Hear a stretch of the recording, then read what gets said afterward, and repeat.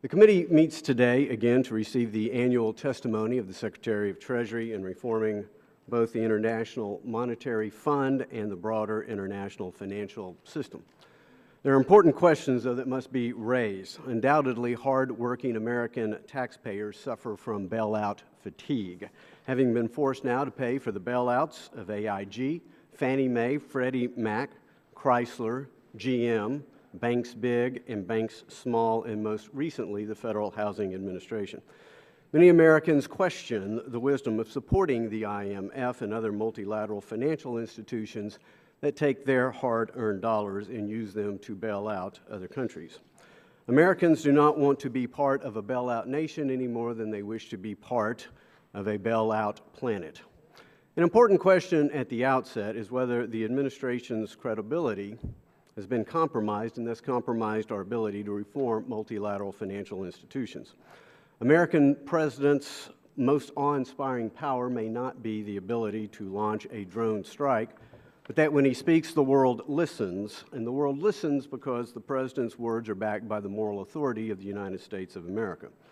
Lately, that moral authority of our nation has been under question by the words of our president, whether it is an erased red line in Syria, a deal with Iran that dismantles numerous sanctions but does not end the terrorist regime's march towards a nuclear bomb, or revelations about spying on our allies. We now live in a world where too many of our friends no longer trust us and too many of our adversaries no longer fear us.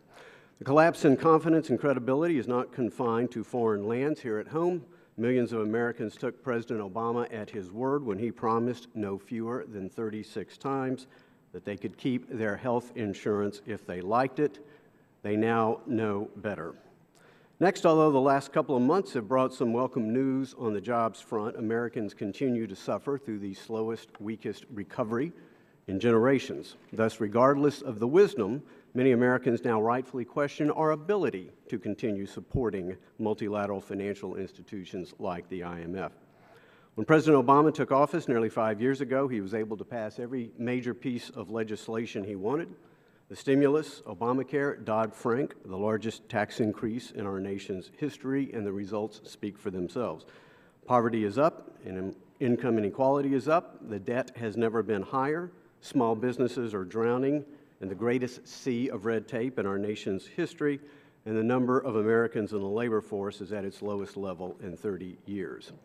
5 years into these policies, hardship and anxiety abound. Just listen to what I hear from my constituents in the 5th Congressional District of Texas.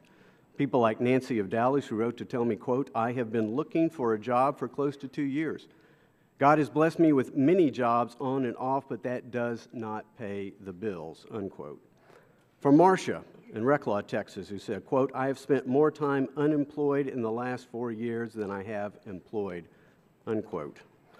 John from Alba in my district writes that he's had to close his business and says, quote, "I'm 70 years old and I've tried to find a job, but no one wants to hire a 70-year-old when so many younger people are out of work," unquote.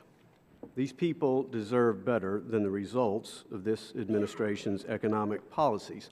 Which brings us back to the central truth. You cannot strengthen and reform the global economy without first strengthening and reforming the American economy. That means respect for the rule of law, both fundamental tax reform and tax relief, freezing federal red tape that is hindering job creation, and giving 1/6 of the economy, that is health care, back to the American people. And it also means ceasing to spend money we do not have. The single greatest threat to a stronger economy is our growing national debt. Witness the national debt clock to my left and right. This is a debt that has mushroomed under this president. Never in our history have so few indebted so many so quickly with such dangerous implications. We know our debt is unconscionable, it is unsustainable, and frankly, I believe it to be immoral.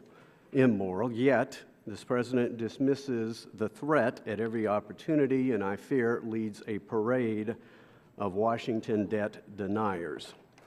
Under the current policies we have, it is not a question of whether a debt crisis will come. It is a matter of when. For the sake of our economy, for the sake of our children, for the sake of our freedom, I would call upon the President to to work with Congress now to avoid this catastrophe. Our nation deserves better.